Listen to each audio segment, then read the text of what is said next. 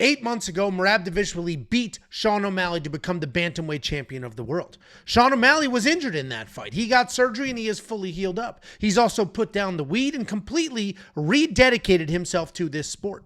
Sean O'Malley is positive that he will win this rematch. He's 100% and he's ready to go. My name is Angelo. This is We Want Picks, and I'm going to give you my bets for UFC 316. I'm going to give you a whole bunch of bets, but before we talk about all the bets, some of our favorites and some of the underdogs that we think are going to do well, let me focus on one bet specifically, the safety parlay. If you don't know, the safety parlay is a single bet that I put on the board every single week. It's a parlay.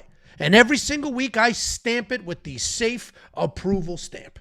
And picking a safe bet in this sport is a very tall task, and I've been doing it pretty well, 7-1 in the last 8 events. I gave you a plus money safety parlay at UFC Vegas 106. I gave you a plus money safety parlay at UFC Vegas 107, although the MMA gods had different ideas in mind when Aaron Blanchfield wasn't able to go fight. But the reality is that week in and week out, the safety parlay continues to be the beacon of stability in a very unstable sport. If you want to check out the safety parlay, not only for UFC 316, but next week's UFC Atlanta, the UFC Baku the week after that, and then UFC 317 at the end of the month. All of those safety parlays are available on the website. Just go to WeWantPicks.com, click Become a Member. It's $10. You'll unlock literally everything that we do instantly for an entire month. It's not just one bet.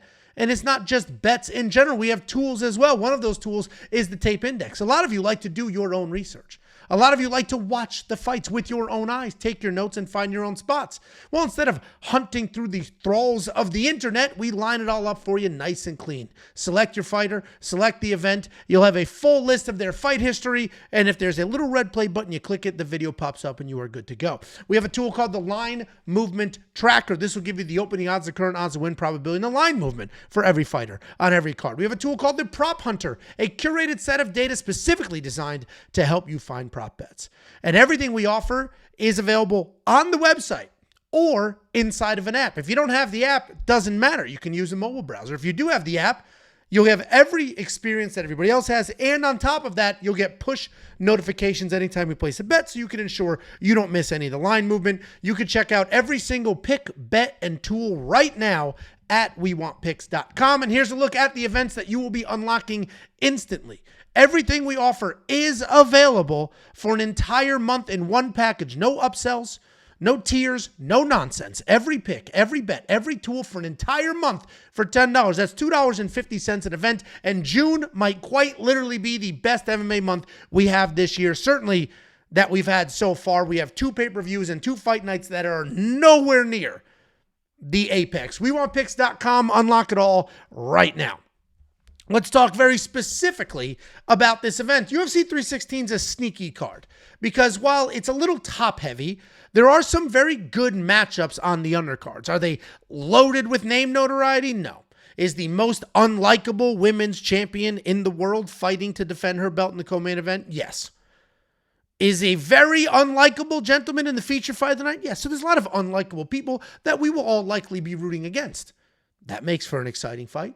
And we got a pretty good undercard. It's not spectacular, but this is a good pay-per-view top to bottom. And as every day goes by, I get more and more excited about the main event. I originally was like, Merab's going to run through Sean O'Malley. And while I still think that's relatively what's going to happen, I am intrigued by the idea that Sean may have been hurt in that first fight. And now he is fully healed. I'm curious to see what not smoking weed for fight camp does for Sean. Does it screw him up? Was the weed what kept him balanced and normal? Or does he unlock the next level of potential because he is now treating himself like a professional athlete? We'll find out on Saturday, but let's talk about some confident favorites that I have on this card. Overall, I do think this is a pretty favorite-heavy card. There are some dogs that I like and some that we bet on that I'll show you in a second. But I do think Ju Sang Yu, minus 625, those odds seem pretty atrocious, but that is what it is. He is a very good fighter. He's got great striking. He's got good wrestling. He's very dangerous. He is a good fighter, period. End of story. And he's fighting somebody who's not a good fighter. He's fighting Jeka Sargi, who is a one-punch hitter-quitter. That's it. He's either going to knock you out cold or he's going to quit. That's it. And I don't see Ju Sang Yu getting knocked out. I think he's a genuine prospect. I think he's smart enough to know the only chance his opponent has is a giant overhand.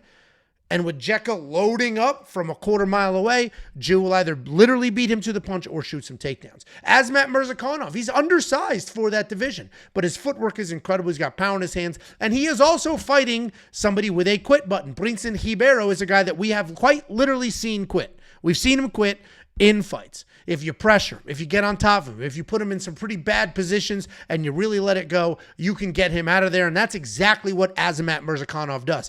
If he has you hurt, if he has you in a bad position, he will absolutely push for a finish. Brendson Ribeiro is coming off a pretty spectacular win where he was a large underdog, but the reality is that was a fraud check moment. His opponent wasn't who we thought he was. Azamat has proven himself to be who we think he is. He has 5 wins in the UFC. He has a knockdown in every single one of them. And then I'm going favorite heavy in the co-main and the main. I think Kayla Harrison wins this fight. And anybody who is on the other side, like Jacob, never talks about Juliana Peña's skill sets. They don't talk about how Juliana Peña can win this fight with her striking, with her grappling. They don't talk about the work Juliana Peña. All they talk about is that Juliana can take a beating. That's it. That's all they talk about. And as far as I'm concerned, that's not a game plan. Getting the shit beat out of you for 20 minutes and hoping your opponent gets tired is something from a Simpsons episode. It is not preparation for a fist fight. Kayla Harrison is a 2-time Olympic gold medalist. Kayla Harrison is the most accomplished American judo Olympian of all time, male or female. She has proven to be a successful fighter as well. Yeah, she's big as shit. And the only valid point Jacob made while breaking down that fight was that Kayla Harrison has quite literally never made 135 pounds. And that's a true statement. Because this is a championship fight, so she needs to make championship weight. But I don't think a half a pound is going to be the difference here. She is an absolute professional. She is at one of the largest gyms on planet Earth, and she will be well prepared. I expect Kayla Harrison to absolutely run through Juliana Peña. If Juliana Peña was like dangerous or very skilled, we'd have a different situation. But she's not. She's just tough. And yeah, she smoked, in air quotes, Amanda Nunes to win the belt years ago.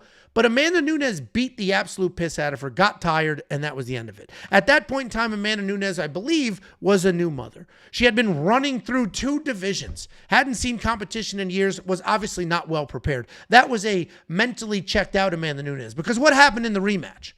In the rematch, Amanda Nunes beat the ever-living shit out of Juliana Peña for 25 full minutes. If you're counting on Juliana to get Kayla Harrison tired and pull off a win late, I would not be placing money for that to happen. Then we have Merab Dvalishvili. Here's the reality. He won the first fight. He won it very clearly. I keep saying this video after video that there has been a Mandela effect going on with that first fight. And as time goes by, people are convincing themselves that fight was close. And maybe you want to give a round. Maybe you even want to give 2 rounds to Sean O'Malley. That doesn't mean the fight was close. Merab Dvalishvili got 6 takedowns in that fight, and he wasn't himself. Merab Dvalishvili was able to win that belt. He then went out, defended that belt, looked spectacular. I think Merab does more of the same. I actually think, and this is a weird take, and many of you are going to disagree with me, I actually think Sean O'Malley doing all of these things to dedicate himself to the sport again is a little too much. You know, he built out his fight gym so he could do a walk. And in practices, he's doing a full walk like he's walking to the octagon, and they're dressing him up and they're getting him hyped. And dude, this is a guy who's been there before. He's won a world championship. He defended that belt, and now he's completely changing everything he's ever done. I understand eating healthier, eating cleaner. I understand not smoking the weed. But now you're adding these weird manifestations, and you're walking out there like you're the it seems like too much. It seems like that loss is in his head, and he's doing quite literally everything possible to get it out of his head. I don't think that he thinks he's going to win this fight. I'm all over Merab here. I think Merab gets it done.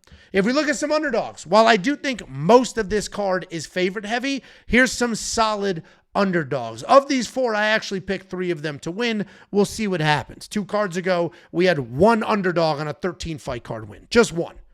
Last card, a little bit more of a mixed bag. Mark Choinski. He's stepping up on short notice. He's fighting Marquel Mederos. Listen, if we had full fight camp, Marquel Mederos, healthy Marquel Mederos, I'd probably pick Marquel. Marquel was supposed to fight last week at UFC Vegas 107, but he got ill. I believe it was food poisoning or something to that effect, maybe a quick flu, but he was sick. He was too sick to fight. He said, I'm too sick to eat. I'm too sick to cut weight. I am too sick to train. I am too sick to fight. And we didn't find out until like 2 days before the fight. It's not as if he pulled out weeks ago. So Marquel Mederos is less than a week removed as the filming of this video, less than 1 week removed from being too sick to do anything. But now here he is, getting his body right, traveling across the country. He traveled from where he's from to Las Vegas, from Las Vegas to New Jersey, and now he's supposed to settle in, warm up, cut the weight, and be 100% by Saturday. I'm not buying it. I don't care what people are saying. Marquel Mederos is a very good fighter, but this might be Marquel Mederos at 70%. And is he that much better than Mark Choinski? We'll find out. Mark Choinski is a UFC newcomer. He's training out of the same gym that the Pettis brothers are training out of. He's training out of the same gym as many other accomplished fighters. And he's training out of that Rufus Sport gym. They are strikers by trade. And you can see that in how Mark Choinski fights. But then you find out he's an All-American wrestler. He wrestled in college. 3-time All-American. And he doesn't even lean on the wrestling because his hands have been so good. I am curious. He's only 8-0 in his career. He's never fought anybody any good. We'll find out in this fight if he is as good as I think he can be, if the illness is still going to affect Marquel Mederos. But if I'm looking at this card and I have to find a couple of underdogs that make sense for this slide, Mark Choinski is going to be one of them. Waldo Cortez Acosta, I have bet on him. You'll see that on the next slide here. I think he could flat out win this fight. He is big as hell. He is fast and he is athletic. And the reality is this is the big cage. This isn't a little apex cage. He's fighting Sergey Spivak. Sergey Spivak is going to need to close the distance and get this to the ground. If they're going strike for strike, there is no way Sergey Spivak is going to win this fight on the feet. So he needs to get this fight to the ground. He needs to drag Waldo to the ground. But Waldo's got great footwork for a big dude. He's got some power in his hands for a big dude. He's very mobile. He doesn't stand still. He doesn't just wing punches. And I think Waldo Cortez Acosta will be on his bike, going side to side, dotting up Sergey Spivak, and he's going to win this fight. Obviously, if Sergey gets him to the ground, it's a whole different story. But I think Waldo Cortez wins this fight. I think the athleticism and the speed are absolutely going to be the difference here. Then we have Andreas Gustafsson. He is stepping up on short notice. He was supposed to fight last week. His opponent, Trevin Giles, was cutting weight, fell down, hit his head. The fight was canceled. So now Andreas Gustafsson is heading to New Jersey and he's fighting Chaos Williams. Chaos Williams was already on this card. This is his third opponent in 2 weeks. So this is an interesting matchup. I am going to pick Chaos here, but I think Andreas is a very good dog. He comes forward wildly aggressive. He's got good wrestling. He's got good jiu-jitsu. He has very real power in his hands, and he will get in your face. And if he just goes right at Chaos Williams, gets in his face, it's going to throw Chaos off. Chaos isn't going to be able to land those leg kicks to soften you up. Chaos's power isn't going to be what it's supposed to be if he's backing up. So if Andreas Gustafsson just gets after it, goes right at Chaos Williams, has no regard whatsoever for what comes back his way, he could absolutely have some success. And then we have Vicente Luque. I love Kevin Holland. I'm a big Kevin Holland fan. I have picked Kevin Holland more times than I am proud of. I did pick him in his last fight, and he won that fight. But this line has a ton of recency bias in it. And I know Vicente Luque isn't who he used to be, right? 3 years ago, Vicente Luque was a guy. Now it's sort of a little hot and cold. But Vicente Luque has only fought the best people on planet Earth. And he always shows up well prepared and ready to go. I can't think of a time that Vicente Luque went out there and looked flat and uninterested and like he didn't care. I can remember 1,000 times when we have seen Kevin Holland go out there and look like he doesn't care. This fight is at 170 and not 185, so you can trust at least that Kevin Holland's been to the gym a few times. But the reality is Kevin Holland, while he does have good striking and he does have good jiu-jitsu, he has absolute trash wrestling, and he's not somebody who takes his career very seriously. Vicente Luque, on the other hand, is dedicated to this. I think Vicente Luque, skill for skill with Kevin Holland, is the same or better fighter. Vicente Luque has very good striking. Vicente Luque also has good wrestling. Look what he did to RDA in that fight. Vicente Luque also has very good jiu-jitsu. So Kevin Holland is very long. He's very accurate. Maybe he's a little faster In the striking, I think the jiu-jitsu is a wash. I think Vicente has a wrestling advantage. And I think the power, maybe you can give it to Kevin only because of the length, so he's going to get a little more leverage on those strikes. I think this is a far closer fight than these odds. And if I'm looking at these two, there's only one of them I can trust. There's only one of them that's gone out there and proven you can rely on him, and that is Vicente Luque. Here's a look at my actual bets. I've got a lot of bets on the board. Not a ton of units. You can see a few of these are a half unit. But I do have a lot of bets on the board, and there will be more coming. I'm settling in. I'm finding a spot, and then I'll place the bet. What I'm not doing is just rushing. I'm not overexposing either. You're not going to see the same names over and over and over again. I have a couple of parlays here. Patchy Mix and Joe Pyfer. I think they both win. Slap them together. That is a plus money parlay. And on this card, finding plus money bets is not the easiest thing to do. I think Patchy Mix is a great addition to the UFC. If you don't know who he is, he's the former Bellator world champion, defended his belt 3 full times. He is a wildly dangerous grappler. He's got good striking as well. He's very long. He's very lean. Patchy Mix has 20 wins. 15 of those wins are by stoppage. 13 of those 15 stoppages are by submission. If Mario Batista comes forward, thinks he's going to hold Patchy Mix against the cage the same way that he did Jose Aldo, he's going to be in a little bit of trouble because while Jose is defending the takedowns, Patchy Mix is climbing your body and looking for submissions. I think Joe Pyfer gets it done as well. My only concern with Joe is that if he comes out here thinking he's going to knock out Kelvin Gastelum, he's probably going to be surprised because Kelvin Gastelum's head is made out of the same things they make fire trucks out of. There's not a chance you're knocking this guy out. You're just not knocking him out. And if Joe Pyfer does knock him out, then Joe Pyfer has the best power in that division. So as long as Joe is prepared for 15 full minutes, he should be able to get it done. Everything that I mentioned about Kevin Holland can almost apply to Kelvin Gastelum. This is not a serious man. This is a man that filmed a vlog called Missing Weight, and then he quite literally missed weight after devouring tacos on video. Joe Pyfer should win this fight. Hopefully, he's prepared for 15 full minutes. I have parlayed the 2 favorites in the main and the co-main. I think Merab keeps his belt, and I think Kayla Harrison wins it. First of all, I don't think Juliana Pena won her last fight. I think there's some MMA karma coming her way. I think Merab Dvalishvili does retain his belt. He has already won this fight. And I don't think enough has changed from the first one to this one. Sure, maybe Sean was hurt. Now he got hip surgery. He's a better man. Hip surgery is major surgery. Josh Thompson and I filmed a whole video talking about if this fight can be different. And the reality is, I don't think it's going to be much different. As soon as we were done filming, Josh is like, dude, that surgery is like, if he just had some scar tissue removed, fine, no big deal. But that shouldn't have affected the performance that much. So if he had surgery, major surgery, that's enough to impact his performance, the recovery is longer than 8 months. And I agree with all of that. Then we have Kelvin Gastelum, Joe Pyfer over 2.5 rounds. It's exactly what I just said. While I do think Joe wins this fight, I don't think he's going to get Kelvin out of there. Kelvin is an insanely durable guy. He has built his entire career on durability. Now, we've seen Sean Brady be able to make things happen, but Joe Pyfer, while he can wrestle and he can grapple, is not Sean Brady. And Joe Pyfer's not really going to initiate a ton of wrestling. I think Joe Pyfer wins this fight. I think it ends up being a decision. So I think the over 2.5 at -120 made a little bit of sense here. I do have that outright bet on Waldo Cortez Acosta for all the reasons I mentioned. I think the size, the athleticism, and the speed are going to be enough to squeak out a win. Then I have an inside the distance decision, no action on Bruno Silva. The reality is Bruno Silva is the dangerous fighter in that matchup. Joshua Van's not dangerous. He's not a dangerous guy. He's good. He's technical. He's clean. He's improving at an incredible rate. Joshua Van is a talent, but he's not dangerous. Bruno Silva is quite literally dangerous everywhere. You hang your head, it's getting snatched. You don't bring your hands back to your face, you're getting dropped. Bruno Silva can absolutely find a spot anywhere. He is also pretty durable.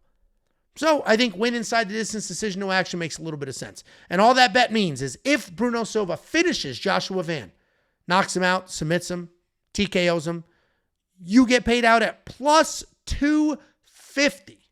But if he loses a decision, maybe even wins a decision, you get a full refund. It's like the bet never happened. The only way you lose this bet is if Bruno gets finished. I love these bets when you have big underdogs who are dangerous and they're fighting people who are not necessarily dangerous on the other side. And that's a perfect combination, a perfect storm for Bruno Silva here. I've got another prop bet on the board at plus 250. I have another prop bet after that at plus 155. And then, of course, I have the safety parlay. I mentioned the safety parlay is 7-1 in the last 8. And when we're hot, we are hot. The most stable bet in a very unstable sport. You can unlock the rest of those premium bets and the safety parlay right now. Just go to WeWantPicks.com. We have a total of 21 units on the board. 21 units on the board. I gave you a couple. Here's a couple more, and there's a whole bunch on the board ready to go. Not just for UFC 316, but UFC Atlanta, which is next week, UFC Baku, which is the week after that. So we've got a bunch of bets on the board for future cards and today. It's only $10 for all of it. What the hell are you doing? This is the best month we've had so far for UFC. The best month. This is the month to sign up. Here's a couple of bets for you. Slam of the week. I'm not going to give it to you. You got to get that from BetSam. But the slam of the week is basically BetSam's safety parlay. Sometimes it's a parlay, sometimes it's a prop, sometimes it's a money line. But it is very, very stable. I don't have the official stats in front of me, but I'm pretty sure that hits at 80%. Last week, it didn't get to happen at all because it was Aaron Blanchfield. But you can imagine that was going to hit last week. Here's a couple of bets, though. We have Jusang Yu plus the Murzakanov. It's like Matthew McConaughey's Russian brother. We have Jusang Yu money line parlayed with Murzakanov and Ribeiro under 1.5 rounds. That is a minus 105 parlay, basically even money. Here is your outright bet on Juliana Pena. This is from Jacob. This has been on the board for a little bit. I don't know if he was in the clearest headspace when he placed it, but it's here. Here you go. I wouldn't touch it. But here it is. Plus 450 for Pena. And then the Andreas Gustafsson bet.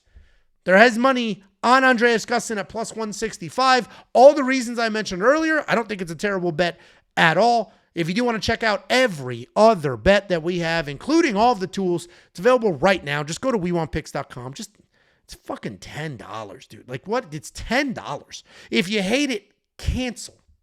See how simple that was? And if you love it, great. You didn't miss out. You made a bunch of money. You saw how incredible the website is, and everybody's happy with their lives. Here's a closer look at that safety parlay. Look at this. Look at all that green. The only one I missed was when the Ige Woodson fight got stopped early. Woodson was standing, full-blown standing, never fell over, full-blown standing, and the ref called it. I needed one more minute. Just stay standing for a minute. I didn't need Ige to win. I didn't need Woodson to win. I just needed one more minute in that fight. That referee screwed us. Everybody, the announcers, even Dan Ige's mother said that was a screw job.